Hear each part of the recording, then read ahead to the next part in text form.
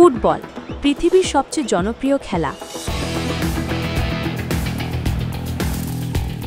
কোটি কোটি মানুষের স্বপ্ন, আবেগ আর ভালোবাসার নাম বিশ্বকাপ।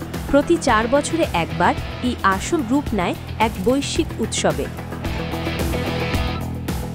আর সেই প্রতীক্ষিত মহাযজ্ঞের পরবর্তী আসর হতে যাচ্ছে 2026 সালে। এবারের বিশ্বকাপ ইতিহাসে একেবারে আলাদা, কারণ প্রথমবারের মতো একসাথে 3টি দেশ আয়োজন করছে এই টুর্নামেন্ট: যুক্তরাষ্ট্র, কানাডা আর মেক্সিকো।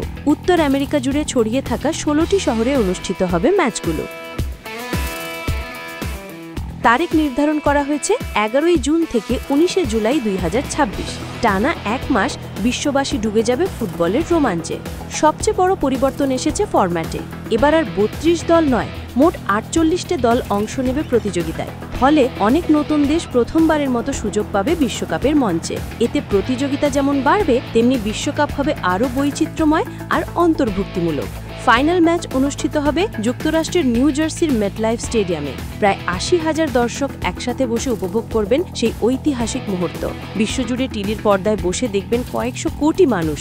1994 সালে যুক্তরাষ্ট্রে শেষবার বিশ্বকাপ অনুষ্ঠিত হয়েছিল। তখন এটি ছিল আয়োজনে এবং দর্শক সংখ্যায় এক অভূতপূর্ব সাফল্য।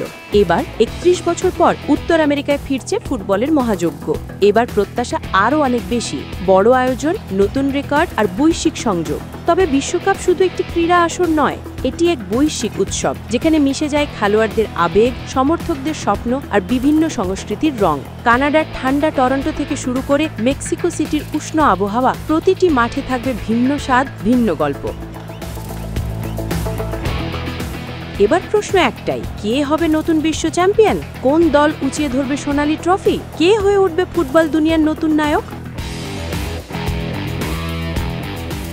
2026 সালের বিশ্বকাপ তাই শুধু একটি ট্রফির লড়াই নয়, এটি হবে ঐক্য, স্বপ্ন আর বিশ্ব মানবতার প্রতীক।